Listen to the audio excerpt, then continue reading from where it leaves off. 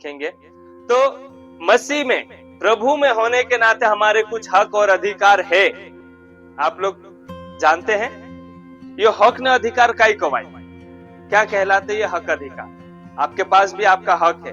एक बेटा होने का हक है, एक बेटी होने का हक है, एक पति का हक है, पत्नी का हक है, ये सब हक है। और इसको कोई छीन सकता है क्या? नहीं, ये जन्म सिद्ध अधिकार हमारा होता है। और उस अधिकार के तहत हम क्या कर सकते? जो अधिकार है उसका उपयोग करते हैं। अगर बेटा हूं तो बाप से मांग सकते हैं, मैं तेरा बेटा हूं, मुझे ये चाहिए, तो बाप मना करेगा? क्यों? अरे इसका अधिकार देना ही पड़ेगा। और हक और अधिकार कोई रोक नहीं सकता है। तो ये अधिकार, अभी हम जिस गांव में रहते उस गांव में भी हमारा हक अधिकार रहता है। जिस देश में रहते उसमें भी हमारा हक और अधिकार है। बहुत सारी चीजों में, हम जिस स्कूल कॉलेज में पढ़ते हैं वहां पर भी हमारा अधिकार है। क्यों? क्योंकि हमने वहां पर फीस भर के एडमिशन लिया है, हमारा अधिकार, हम जा सकते उसमें। कोई बाहर का गया तो नहीं जा सकते। दादा पहले पुणे में गाड़ी चलाते थे ना, आपको पूरा सिस्टम अच्छे से पता है। जिस कंपनी में उसका एम्प्लॉय है, उसका कर्मचारी है, उसका आईडी कार्ड है, तो उसका हक है, वो घुस सकता है। कोई बाहर मेरे जैसा गया था दूर दूर। क्यों ऐसा? क्योंकि हमें कुछ तो अधिकार मिला है, इसलिए हम ये कर सकते हैं। तो इस देश में भी हमारे अधिकार है। आप लोगों को पता है हमारे कुछ मौलिक अधिकार है जो भारतीय संविधान के द्वारा हमें अधिकार दिए गए हैं। किसी को पता है? हाँ सरिता, कितने हैं? 6 हमारे मौलिक अधिकार हैं। कौन कौन से? स्वतंत्रता का अधिकार, हाँ, धार्मिक स्वतंत्रता का अधिकार, ठीक है, और समता का अधिकार, और शोषण के विरुद्ध अधिकार, और स्वतंत्रता का अधिकार, अभिव्यक्ति का अधिकार, शिक्षा का अधिकार, ऐसे करके 6 मौलिक अधिकार है। और ये अधिकार हमें ये बताता है कि ये चीजें हमसे कोई छीन नहीं सकता। समता और समानता का अधिकार मतलब सबको जिस जगह पे भी रह रहे समानता के साथ इज्जत से रहने का हक है। हालेलुया। ये कोई छीनेगा? लेकिन जिन लोगों की बुद्धि नहीं चलती है ना, वो कुछ भी करते हैं। लेकिन जब कानून के लपेटे में आते, हाथ पांव जोड़ते फिरते, भैया माफ कर दो, भैया एफआईआर वापस ले लो, भैया केस वापस ले लो, हमें पता नहीं। इसलिए हमें हमारे हक अधिकार पता होना चाहिए। यहाँ भारतीय कानून के हक अधिकार भी हमें पता होना, और मसीह में जो हक अधिकार है वो भी हमें पता होना। हालेलुया। समता का अधिकार हमें यही बोलता, सबको समान रीति से इज्जत से जीने का अधिकार है, रहने का अधिकार है, खाने पीने का अधिकार है। और शिक्षा का अधिकार ये बोलता है कि भारत देश के सभी लोगों को पढ़ने का, पढ़ाई करने का, चाहे फिर वो लड़की हो, लड़का हो, महिला पुरुष कोई भी हो, सबको पढ़ाई का अधिकार है। और स्वतंत्रता का अधिकार, सबको स्वतंत्रता के साथ में जीने का अधिकार है। धार्मिक स्वतंत्रता का अधिकार, सबको किसी के भी ऊपर विश्वास, प्रार्थना, आराधना, वर्शिप, प्रचार सब करने का अधिकार है। और भी बहुत सारे 6 अधिकार है। और पढ़ना, ये भी होमवर्क में लिख लो, जो भी तुमको लगता है लिख लो और घर जाके पढ़ लो। मैं क्या क्या लिखवाऊं तुम लोगों को, बहुत सारी बात है। तो ये अभी देखो, ये हमें पता है। अगर शिक्षा का अधिकार हमें पता है, और किसी लड़की को कोई नहीं तू स्कूल नहीं जा सकती, यहाँ नहीं पढ़ सकती, वो क्या बोलेगा? मेरा अधिकार है, वो जाएगी। और वो अधिकार नहीं समझेगा तो उसको समझाने के लिए वो ऊपर हायर ऑफिसर के पास जाएगी, उनको बोलेगी कि वो व्यक्ति मेरा अधिकार छीन रहा है। वो आके उसको फटकार लगाएगा और फिर उसको मिल जाए। तो अधिकार, पहली बात है अधिकार पता होना चाहिए। और अधिकार पता हो गया तो उसका इस्तेमाल करता होना आना चाहिए। अब मेरे पास बंदूक है ना, अभी नहीं है, बोल रहा हूँ उदाहरण के तौर पर, डर मत जाना। मेरे पास बंदूक है और मुझे उसको चलाते नहीं आता तो क्या मतलब? वो खिलौना है, फिर वो खिलौना है। अगर मेरे पास कोई हथियार है तो उसको चलाता भी आना चाहिए कि हाँ मेरे ऊपर कोई जानवर हमला करता तो मैं कर सकता हूँ। अरे कम से कम डंडा है, डेंगू है, तो डेंगान बहुत सारा उपयोग रहे, निस्तर टेके टेके चालने नौतरत नहीं रहे डेंगू। तो वो पता होना चाहिए, कहने का मतलब। तो ये भारतीय कानून में बहुत सारी बात है। और मैं तो ये चाहता हूँ, अभी ये जो हमारे बच्चे हैं जो पढ़ाई कर रहे हैं, अभी स्कूल में है, अभी कॉलेज में जाएंगे, कानून की पढ़ाई करो, LLB करो, अधिवक्ता की पढ़ाई करो, बहुत अच्छा रहेगा। इसमें स्कोप भी है और हमारे लोगों के लिए लड़ने के लिए भी हो जाएगा। इसमें स्कोप मतलब इसमें पैसे कमाने के भी अवसर है। पढ़ाई कर रहे तो कुछ ना कुछ कमाने के लिए ही कर रहे हैं ना, वो भी अवसर है। और अपने लोगों के हक अधिकार के लिए आप एक नींव का खंबा बन के आगे खड़ा हो जाओ। हालेलुया। तो ये कर सकते हैं। ठीक है, अभी हम हमारे टॉपिक पे वापस आते हैं। हम लोग मसीह में देश में होने के अधिकार हमें कुछ पता चल गया।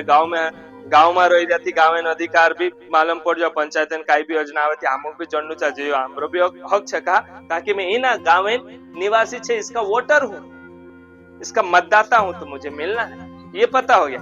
अभी मसीह में होने के नाते हमारे कुछ हक और अधिकार है। प्रभु में होने के नाते हमारे कुछ हक और अधिकार है। वो कौन कौन से हैं? यस, उस समय हम उसमें भी याद कर रहे थे ना। कहां लिखा है? यूहन्ना 1:12 पढ़ दो जल्दी से। ये रेफरेंस जिनके पास लिखे वो निकाल के रखो, उंगली डाल के रखो वहां पेज के नीचे, ऐसे करके फट से खोल के। पहला अधिकार हम जानने जा रहे सब लोग, और एक जोना यो गुण को हूं कि हमू भणता नहीं आवड़े हमू नहीं ये अधिकार में कोई ने दहाड़ी पूरा का जो रोटाड़ू संधारे का उठ जाऊ इतनी वाला सा बटे, मैं परमेश्वर की संतान होने का मुझे अधिकार मिला है। हो सको रोट लेवू पड़े, परंतु जितनों ने ग्रहण किया, अर्थात उन्हें जो उसके नाम पर विश्वास रखते उन्हें क्या मिला है? संतान होने का अधिकार। हम क्या पढ़े? पहला यूहन्ना रचित सुसमाचार उसका पहला अध्याय और 12 वचन क्या बोलता है? जितनों ने उसे, किसे? यीशु मसीह को ग्रहण किया, उसने परमेश्वर की संतान होने का अधिकार दे दिया। ध्यान से सुने आप लोग, किसका अधिकार? परमेश्वर की संतान होने का अधिकार मिला है। तो आज हम कौन हैं? आप विश्वास करते हैं यीशु मसीह को ग्रहण किया? ऐसा कौन है जो बोल सकता है कि मैं यीशु मसीह को ग्रहण नहीं किया?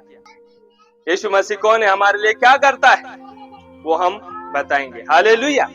तो जितनों ने उसे ग्रहण किया उसे परमेश्वर की संतान होने का अधिकार मिला है। तो किन किन ने ग्रहण किया? कोई हाथ उठाकर बता सकता है? मैं यीशु को ग्रहण किया हुआ हूं। किसी को डाउट है कि मैं अभी ग्रहण नहीं किया? किसी को है? आपके चेहरे देख के लग रहा नहीं। हालेलुया। तो अभी आप ये ग्रहण तो कर लिए, तो क्या आपको पता था कि मैं परमेश्वर की संतान हूं? ये बोलना इतना ही बोलना आसान है, उसको समझो।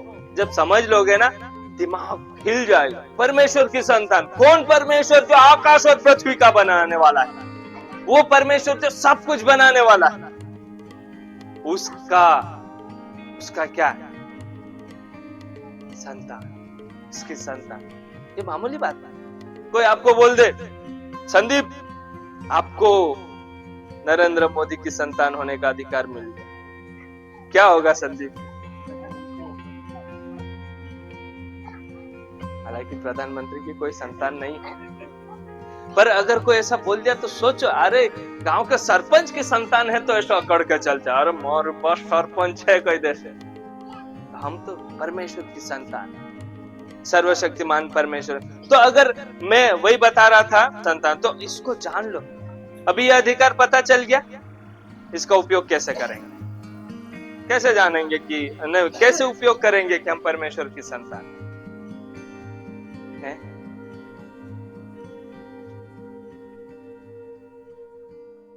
हम परमेश्वर की संतान है, यह अधिकार पता चल गया हमें, है ना? ठीक है ना, परमेश्वर की संतान बन गए तो क्या भैया आप भी पूछे, ठीक है तो है, ऐसे है क्या?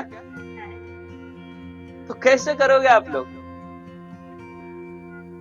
अरे जब तुम घर से बाहर निकलोगे छाती तान के चलोगे, ऐसा है? परमेश्वर की संतान है तो पिता के गुण को प्रकट करना है, और जब मैं इसके बारे में महसूस ये पढ़ रहा था तो कुछ बातें मुझे मिली कि कभी कभी हम अपने आप को बिल्कुल निराश, बिल्कुल बेकार, क्या यार मेरी जिंदगी भी, ऐसे ऐसे हम सोच लेते हैं ना।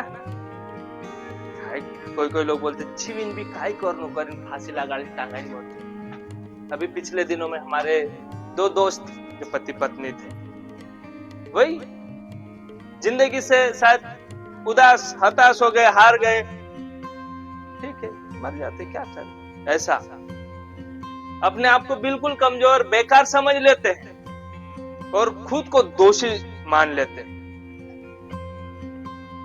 लेकिन ऐसा नहीं, आप याद रखो आप परमेश्वर की संतान है। मैं बताया ना, आपसे गलती होती है तो आप उस पिता के पास जाओ, उससे भागते क्यों?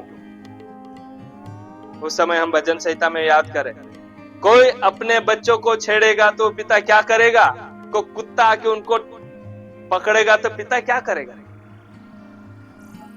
उस कुत्ते को डंडा लेके भगाएगा, बहुत भयंकर तरीके से भगाएगा उसको। हालेलुया। तो कहने का मतलब क्या है? अपने पिता के पास जाना है।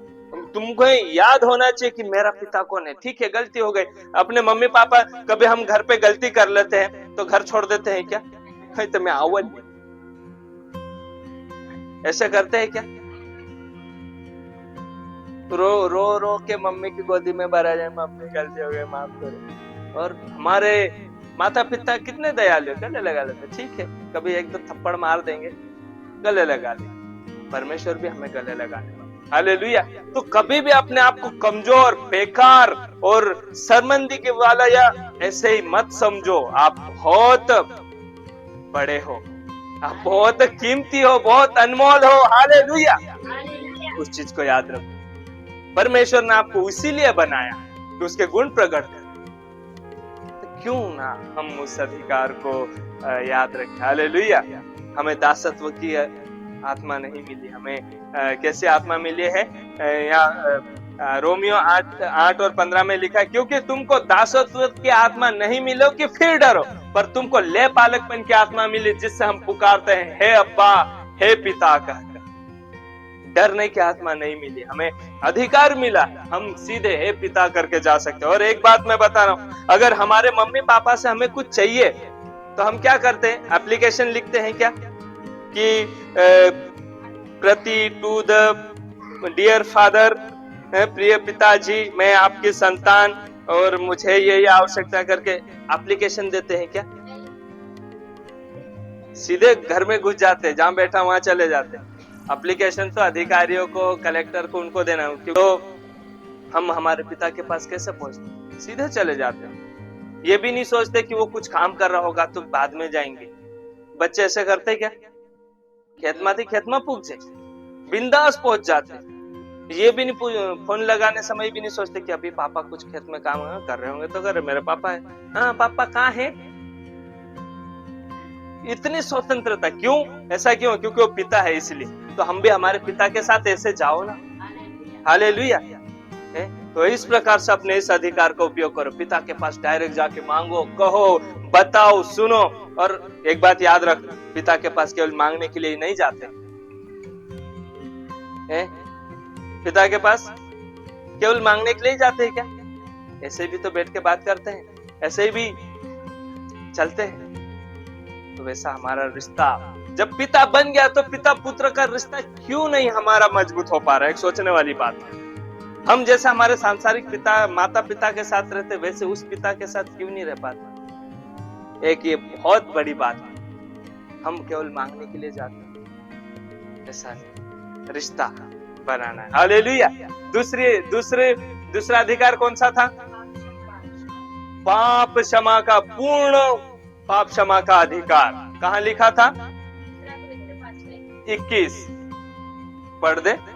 और पहला यूहन्ना 1:9 भी निकाल ले, जल्दी से पढ़ो। जो पाप से अनजान था,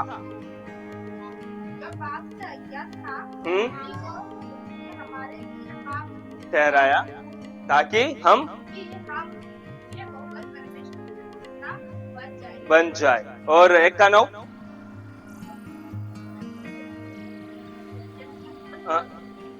पहला यस, यदि हम हमारे पापों को मान ले तो वो हमारे पापों को क्षमा करने और सब अधर्म से शुद्ध करने में विश्वास योग्य है। ये भी हमारा पाप क्षमा करने, पाप क्षमा की प्राप्ति करने का एक अधिकार है। कंडीशन क्या है, शर्त क्या है? हमें अपने पापों को मान लेना। कौन से पाप? कौन से पाप? कोई से भी कैटेगरी नहीं है। ये बड़ा पाप मान लेता हूँ, छोटा पाप जेब में रख के घूमता हूँ। जब बड़ा पाप नहीं बताता शायद क्या सोचेंगे। कोई से भी, यशाया 1:8 में ऐसा कुछ लिखा है, रेफरेंस कंफर्म कर लेना। वहां क्या लिखा है? चाहे तुम्हारे पाप कैसे होंगे? लाल रंग के समान होंगे तो भी मैं उन्हें हिम के समान श्वेत कर दूंगा। हालेलुया। चाहे तुम्हारे पाप कैसे भी क्यों ना, कैसा भी क्यों ना, चाहे तुम्हारी परिस्थिति कैसे भी क्यों ना, कुछ भी क्यों ना हो, मैं उन्हें सही करने के लिए विश्वास योग्य हूं। परमेश्वर बोलता है ये हमें अधिकार मिला है, ये हमारा है, हक है, क्योंकि हम परमेश्वर की संतान बन गए। वो बोल रहे मेरे बेटे आजा, तेरा जो भी परिस्थिति है वो मैं संभाल लूंगा। हालेलुया। कभी ये मत सोचना मेरे पाप बहुत गंभीर है, इसकी माफी नहीं मिल सकती। ऐसा कभी नहीं सोचना। ये बाइबल प्रमाण, हम गवाह है उसके। चाहे कैसे भी पाप है तो क्षमा होंगे, होंगे कि नहीं होंगे? यस। आप बोल सकते हैं धन्यवाद यीशु। बोले, अपने छाती पे हाथ रखे और बोले धन्यवाद यीशु, धन्यवाद यीशु।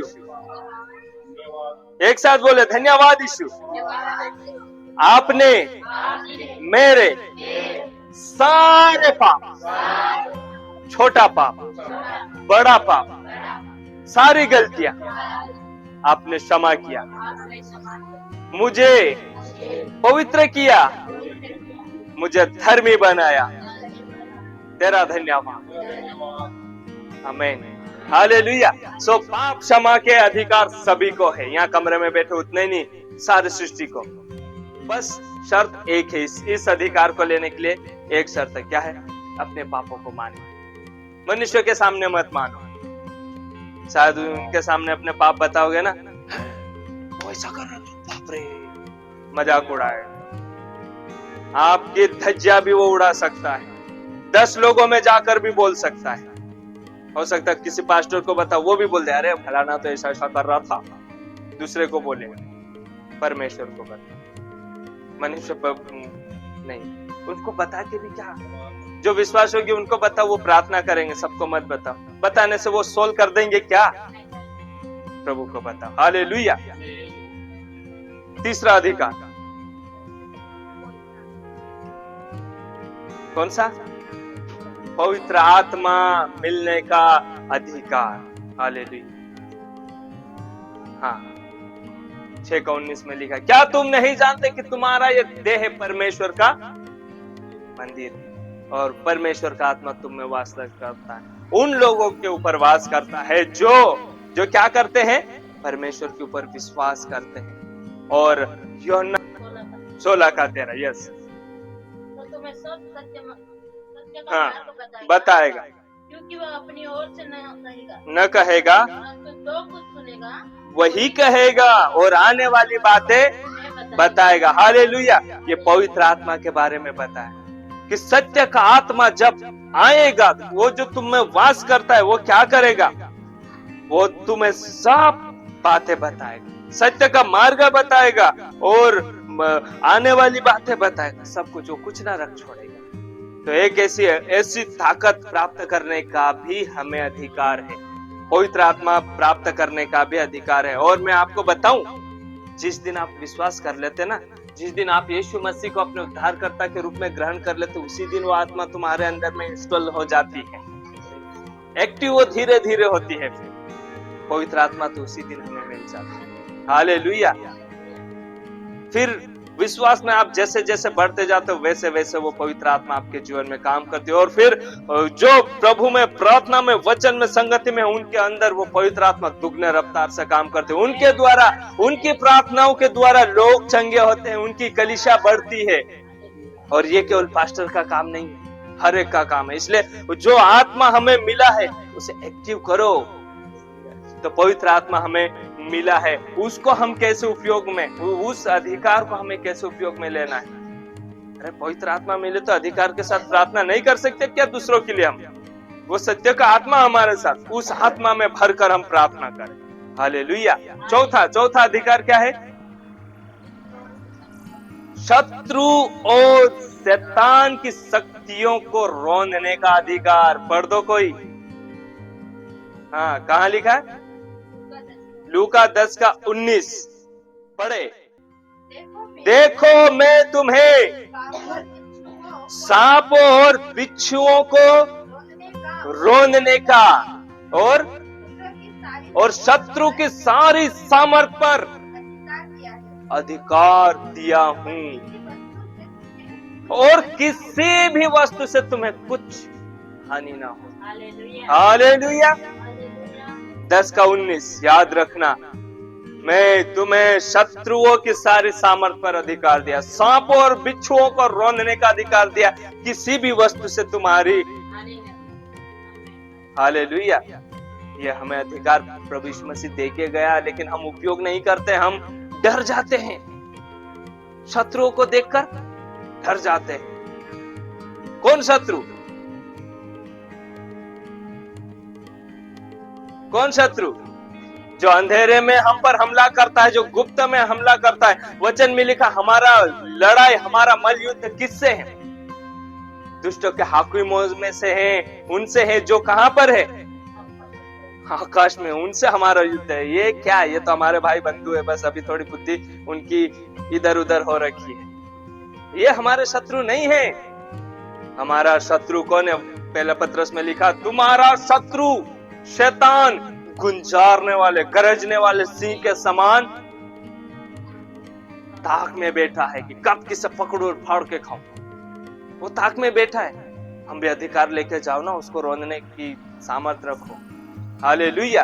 तो वो सारी सामर्थ हमें मिली। तो ये सामर्थ है, तो हम डरेंगे क्या?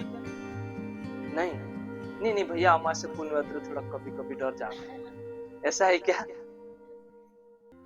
हाँ, हमारी खाली रात आ गई है, नवनी आई गई, नवदहरण काल हेरे में अपना मानस सबसे ज्यादा भी है। ये वचन याद करो ना। शत्रुओं की सारी सामर्थ पर मुझे अधिकार है। आपको पता, हम रात भर इधर उधर, रात भर मतलब सुबह शाम दौड़ते रहते हैं, सेवा के लिए जाते हैं। मुझे नहीं डर लगता, सच बोल रहा हूं। और प्रभु की दया से आज तक ऐसी डराने वाली ताकत, ऐसी बात आज तक मेरे सामने नहीं है। बहुत सारे लोग बोलते हैं वहां पर ये था वो था, आ सकती है, लेकिन मैं बोलूं जब हमारे पीछे प्रभु है तो वो दूर से ही देखे। पहले तो जो भी शत्रु है ना, पहले क्या करता है? छुप के देखता है ना, अकेला है कि और कोई साथ में है, कोई हथियार लेके तो नहीं आ रहा। ऐसा खाली दिखा, ठीक है, इसको लूट सकते क्योंकि उसके पास ना लोग है ना हथियार है वो, लेकिन वो देखेगा अरे उसके पास तो हथियार भी है, लोग भी है, उनको छोड़ दो, जाने दो। शत्रु देख के ही छुप जाता है, क्योंकि उनको पता है इसके पीछे तो 2 धारी तलवार लेकर परमेश्वर के स्वर्गदूत चल रहे हैं। हालेलुया। वो सबके साथ है। हमारे पास बहुत बड़े ताकत और अधिकार है। हम इसका उपयोग कैसे करेंगे? निडर होकर प्रभु का काम करेंगे और शत्रुओं की इन ताकतों को क्या करेंगे? नस्तनबूद कर देंगे, हरा देंगे। ये हमारे सामने, और मैं ये बोलूं, शैतान डायरेक्ट हमला नहीं करता है। ये गुप्त की बातें बता रहा हूं, ऐसे करके सुनना। शैतान डायरेक्ट हमला नहीं करता, मैं शैतान हूं करके नहीं आता है। वो कैसे हमला करता है? कोई बताए शैतान कैसे हमला करता है? बीमारी के द्वारा हमला करेगा, विरोध के द्वारा हमला करेगा, सताव के द्वारा, कुछ ऐसे लालच मन में उत्पन्न करेगा, ऐसी चिंताएं लाएगा, ऐसी बातें जो हम परमेश्वर के खिलाफ में काम कर दे, ऐसे माहौल बना देगा। निराश कर देगा। ये शैतान के हमले, जो हमें परमेश्वर से दूर करने की जो भी बात है ना, वो शैतान के हमले हैं। आप ये मत सोचना शैतान करता उसे, अभी वो ऐसा नहीं आता है। वो अलग अलग प्रकार की बाधाएं लाकर, परिवार में झगड़े कराकर वो हमला करता है। माँ बेटी का झगड़ा करा देगा, पति पत्नी का झगड़ा करा देगा, भाई भाई में क्या क्या नहीं। यही तो है शैतान का हमला। लेकिन आपको पता है इनको रोंदने का आपको क्या मिला है? अगर ऐसा लगे शैतान का हमला हो रहा है, घुटने पे बैठ जाओ, हाथ को उठा लो और बोल दो शैतान दूर हो जाना, नहीं तो ठीक नहीं बने। कोई बिहान आवे थी तू काय कहू शुद्ध रहो जी, नहीं तो ठीक बने नहीं। तो वो अपना वो तेवर ही देख के निकल लेता पतली गली से। शैतान को भी हम भगाएंगे, उसके सारे चालों को समझना है मेरे प्रिय, नहीं तो अभी बेफिक्र होके जीने का समय नहीं रहा है। मस्त सोएंगे देखा जाएगा, वो वाला नहीं है। सावधान होने की जरूरत है। शैतान कहीं से भी कैसे प्रकार से हमला कर सकता हमें नहीं पता। इसलिए इफिसियों में लिखा, क्या लिखा? परमेश्वर के सारे हथियार बांध लो ताकि तुम यह सामना कर सको। वो हथियार हमारे पास होना है। ये इसमें लिखा है, वो सारे हथियार का जिक्र लिस्ट बना लेना और चेक करना, यस मेरे पास ये है, ये भी है, ये भी है। अरे ये नहीं, इसकी तैयारी करो। अरे खेत में तो वेरने जाऊ थी पेल, हाँ दाना भी हो जा, बेल भी छे, खत भी छे, वेरनी भी छे, सब छे, काई रही छे। अरे तीरफूण तो है, तो जाओ हाटेम थी हमारे तीरफूण व्यवस्था करो, सब है, हम बोने जा रहे हैं और तीरफूण नहीं है। ये सब तीरफूण भी छे, बेल नहीं है थी, काय कर? तो कहीं ना कहीं कुछ चीज कमी हो जाती, क्या करेंगे? फेल हो जाएंगे। परीक्षा लिखने वाले, ठीक है नोट्स भी बना लिया, पढ़ाई भी कर लिया, टाइम टेबल भी है, एडमिट कार्ड भी डाउनलोड कर लिया है, नई ड्रेस पहन के तैयार भी हो गया, सुबह नहा धो के एकदम फ्रेश हो गया, अब मैं जाने वाला हूँ परीक्षा लिखने, और पता चला मैं पेन ही नहीं लाया। क्या होगा? सब तैयारी चाहिए। तो देखो शत्रु हमला करने के लिए है, लेकिन हमारे पास हथियार है और उन शक्तियों को हराने के लिए हमारे पास अधिकार भी है। हालेलुया। यीशु मसीह ने क्या कहा? स्वर्ग और पृथ्वी का सारा अधिकार मुझे दिया गया है। और हम यीशु मसीह के क्या है? संतान है। और एक जगह तो मित्र का है, दोस्त का है। तो दोस्त तो ऐसे ही दे देता है? रमेश भाई और हम दोनों दोस्त हैं। अरे ठीक है रख लो, यीशु मसीह मेरा अधिकार, चल तू उपयोग कर ले। गाड़ी दे देते कि नहीं दोस्त को, ले यार घूम के आ जा। तो यीशु मसीह के बहुत सारी चीजें हमारे पास है, उनको समझना है, उनको उपयोग करना है, दुष्ट की शक्तियों को नाश करना है। और सबसे बड़ी आज हमारे क्षेत्र में दुष्ट की क्या शक्तियां चल रही पता है? कल भी हम बात कर रहे थे, रोड एक्सीडेंट बहुत ज्यादा हो रहे हैं। डेली हम सुन रहे एक दिन में 2-2 3, बाहर नहीं, यही आसपास ही। और घर के मुखिया कोई निपटा रहा है, उसको पता है मुखिया चला जाएगा तो परिवार बिखर जाएगा ना। और झगड़े चल रहे हैं, नशे की आदत है हमारे लोगों में, परिवारों को तोड़ने का साजिश चल रही शैतान। ये शैतान की शक्तियां है, उनको समझना है। वो खत्म करना चाहता है, हमारे लोगों को खत्म करना चाहता है। और जो हम बात कर रहे थे, उद्धार पाने से पहले लोगों को मारना चाह रहा है। उद्धार पाने से पहले क्यों? उद्धार पालेगा ना, मर गया तो सीधा वहीं जाएगा प्रभु के पास, और उससे पहले मर गया था एक और अपना कैंडिडेट आएगा। तो इसलिए याद रखना, दुष्ट की बहुत सारी शक्तियां, लिस्ट बनाओ उसका। आपने आसपास देखो क्या क्या समस्या चल रही है, उसकी लिस्ट बना। हाँ शैतान ये भी काम कर रहा है, छोटी छोटी बातें।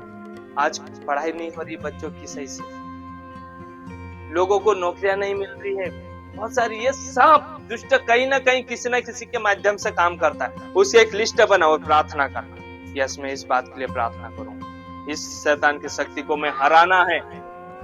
और उसके लिए हमें क्या करना है? एक दूसरे का सहयोग करके, जब कोई प्रार्थना के लिए बैठा हम भी प्रार्थना के लिए बैठेंगे। इसलिए आज प्रभु भोज होना था, आज नहीं हुआ, उसका कारण मैं अभी आप लोगों को बताना चाहता हूँ। अभी एक निर्णय है मेरी ओर से जो मैं करूंगा और आप लोग भी चाहे तो कर सकते हैं कलीसिया में। प्रभु भोज हम कब लेते? महीने के पहले हफ्ते में, जो भी महीने की शुरुआत में पहली तारीख आती है, महीने में एक बार। आप चाहो तो लगातार भी ले सकते, कोई दिक्कत नहीं है, लेकिन हम महीने में एक बार। तो जो हमारा प्रभु भोज वाला सप्ताह आ रहा है उसके 3 दिन पहले से हम 3 दिन का फास्टिंग प्रेयर करेंगे। हालेलुया। 3 दिन का फास्टिंग प्रेयर करेंगे। वो कौन सा हो सकता है? शुक्रवार, शनिवार, रविवार। 3 दिन फास्टिंग में रहेंगे, उसके बाद हम प्रभु भोज लेंगे। क्या आप लोग मेरे साथ दोगे? आमीन, हालेलुया। जरूर। तो हम इस हफ्ते से तैयारी में लग जाना। शुक्रवार, शनिवार, रविवार उपवास रहेगा, उसके बाद हम यहाँ पर प्रभु भोज करेंगे। और ये महीने में 3 दिन। और आप सप्ताह में एक दिन आप हर सप्ताह भी रह सकते हैं। लेकिन मैं आप लोगों को बोलना चाहता हूँ, इसमें ध्यान देना, अगर आप शारीरिक रूप से कमजोर हैं, कुछ बीमार हैं, तो उसको छोड़ सकते हैं। इसका मतलब ये नहीं कि आपने तो उपवास नहीं रोई, तुम्हारा काय मालूम क्या, वो नहीं। उपवास रहने का असली अर्थ मैं आपको अगले संडे कुछ बातें बताऊंगा क्यों है हम खाना पानी छोड़ करके प्रभु के चरणों में बैठे। वही उपवास का अर्थ। हम खाना बनाने में कितना समय लगता है, खाना खाने में समय लगता है, और खाना खाकर थोड़ा आलसी सुस्त होने में समय लगता है। तो वो सब समय हम किसमें उपयोग कर सकते हैं? प्रार्थना करना, खाना पानी साइड में करके प्रार्थना। और मैं फिर एक बार, आप उपवास रहना चाहते हैं तो उस दिन कुछ प्रार्थना विषय लेकर आपको प्रार्थना करना। बहुत सारे लोग उपवास रहते हैं, सुंदर खेत में जाते शांत है, आज मारो उपवास होता खाने पहले प्रार्थना करें ना, क्या वो तो रोज हम खाने के लिए प्रार्थना करके खा लेते। ऐसा नहीं। उपवास हम क्यों रह रहे? एक उद्देश्य टारगेट लेना। हम इन विषयों के लिए प्रार्थना करने के लिए, ये रीति नहीं है उपवास रहने से न कसो भी चल रहे प्रार्थना नहीं करे, कोई मतलब नहीं आपको उपवास रहने का अगर आप उपवास रह रहे और प्रार्थना नहीं कर रहे हैं। इसलिए हम क्या करेंगे? शुक्रवार शनिवार 2 दिन रहते हैं हमारे पास, रविवार तो हम इकट्ठे होते ही हैं। उस दिन हम जितने हो सके उतने कहीं ना कहीं इकट्ठे होकर प्रार्थना ही करेंगे। जैसे मान लो शुक्रवार को इधर हो गया तो शाम के समय में जैसा भी हम इकट्ठे हो जाए, लेट हो सकता है, दिक्कत नहीं, हमारे पास गाड़ियां की हम व्यवस्था करेंगे, लड़कियां उनको छोड़ के आ सकते हैं, ऐसा कुछ करेंगे। और दूसरे दिन हो सके तो हम पाडला में करेंगे। ऐसा करके हम उपवास के साथ प्रार्थना में समय बिताएंगे। हालेलुया। क्यों? हमें पता है क्यों यह करना है। शैतान दहाड़ी अपनी तलवार का जो निशान न बाज रही, निशान न बाज समझी जाने, शैतान अपनी तलवार को दिन प्रतिदिन तेज कर रहा है हमारे विरोध चलाने के लिए। तो हम भी तेज हो ना, हमारी तलवार को कहा भोटल लित रख रहे हैं, हमारी तलवार को भी तेज करना है ताकि हम उस दुष्ट की शक्तियों से ऐसे जाकर लड़ लेंगे क्या? नहीं क्या? इसलिए तमाम जो शैतान की ओर से प्रलोभन आते हैं, शैतान की ओर से जो बातें आती हैं, उन्हें कैंसिल करना है, खत्म करना है। इसलिए प्रार्थना करना। कैसे प्रार्थना करना है मैं बोल यहाँ कुछ लिखा है कि आप ऐसे बोल सकते, यीशु मसीह के नाम में। एक छोटा हम प्रैक्टिस करेंगे, है ना। कौन सी बात के लिए करेंगे? चिंता को लेकर। अधिकतर लोग हम चिंतित हो जाते, छोटी छोटी बात, है ना। तो कैसे करेंगे? अपने छाती पर हाथ रखो, एक हाथ से उठा सकते हैं। ओके, आप बोलो, यीशु मसीह के नाम में मैं इस चिंता की बात का, जिस विषय में मुझे चिंता हो रही है, उसका यीशु के नाम से विरोध करता हूं, खंडन करता हूं, खत्म करता हूं। शैतान, यीशु के नाम से तू दूर हो जा। यीशु के नाम से यह चिंता दूर हो जा। मैं यीशु के ऊपर विश्वास करता हूं और मेरे लिए हो जाएगा। आमीन। इस प्रकार से आप कर सकते हैं। आप इस प्रकार से एक एक चिंताओं का नाम ले लेकर डांटो, हुंडाली मानी डांटो, अपना मानसो हुंडावली में डांटते लौटते, पर अब वो नहीं करना है। क्या नहीं करना है? हुंडावली में डांट देती काय होवे तो ज्यादा लागे नहीं। अभी एक उदाहरण, तू हूं ऐसा करूं कह दिसती आखा कहलो कस, पर मैं अगर बोल दूं संदीप को ऐसा करा तो सब लोग देखेंगे संदीप को बोल रहा है, इसको ज्यादा लगेगा है? तो अगर जो जो शैतान की योजना है उसका नाम लेके बोलो ना, चिंता सीधे रहना। क्या आपकी भाषा में डुकरी माई अचार में हयत कर दिलु कशे ए प्रभु जो काय होई रे शैतान निकल हसे कि हसे हमरा पाडला कलिसा में एक ढालू बाबा आवे, उसको लखवा कौन सी तारीख को मीटिंग थी? 11 जनवरी को पाडला में बड़ी मीटिंग थी। आप आए थे, जो भी आए होंगे उनको याद है। उसको 2 लोगों ने पकड़ के लाया, खड़े भी नहीं रहा। उसके लिए हमने मिलकर प्रार्थना की। दूसरी बार संडे को उसको पकड़ के लाया, 2 बार प्रार्थना करके लाया। पहले पीछे पकड़ के एक जन चाले नहीं, एक जन धर नहीं लेके आता। दूसरी बार लेके आए, वो पीछे बैठ के आया अकेला। थोड़े दिन बाद लेके आए, महीना भर नहीं हुआ, वो लाकड़ी टेके टेके आने बाजी फुट गाड़े पूरी गाड़ी ली न था जात्रा में ताउती। हम आश्चर्य है प्रभु जो धरिन लाते, अभी वो लकड़ी भी फेंक दिया। अभी ऐसे आता है, हर संडे आता है और आकर हर संडे कुछ ना कुछ गवाही देता है। नौलू विश्वासी और बापड़ो ढालस भी छे। हम देख रहे, मैं देखता हूँ जब प्रचार करता हूँ तो खाटली पर बैठे तो सब सुई जाए। बुजुर्ग व्यक्ति, हम कुछ नहीं बोल सकते, ज्यादा नहीं सुन पाता हूँ, पर घर जाए कहीं भी आफत हो जाए तो कहने का मतलब क्या है? शैतान को डांटना है। शैतान को अय्यूब 4 के साथ में कहता है परमेश्वर के अधीन हो जाओ और शैतान का सामना करो, वो तुम्हारे साथ सामने से क्या करेगा? भाग निकलेगा। तो ये हमारे अधिकार है, उनको आप ध्यान रखना। इन 5 अधिकारों का मैं लिस्ट बनाकर और इसका पूरा एक वो ग्रुप में डाल दूंगा, आप लोग इसका और अध्ययन करना। हालेलुया! सबको समझ में आ गया? हम कौन हैं? परमेश्वर की संतान है। हमारे पास क्या है? अधिकार है। किसको मारने का अधिकार है? जो सबसे खतरनाक, जो सबको परेशान करता, हमें उसको हराने के लिए अधिकार है। शत्रु के शक्तियों को रोंदने का अधिकार है, उसके ऊपर उसको हराने का अधिकार है। बोलो यस, मेरे पास अधिकार है। बोलो मेरे पास अधिकार है। मेरे पास यीशु का अधिकार है। मैं नहीं डरूंगा, मैं शैतान का सामना करूंगा, मैं शैतान को हराऊंगा, वो मेरे सामने से भाग निकलेगा। प्रभु का धन्यवाद। हालेलुया! इन अधिकारों का बहुत आयत से उपयोग करो, बहुत आयत से उपयोग करो, हर जगह उपयोग करो। प्रभु आशीषित करेगा। आइए हम प्रार्थना करेंगे, अपनी जगहों पर खड़े हो जाएं। इस वचन के लिए हम समर्पण की प्रार्थना करें।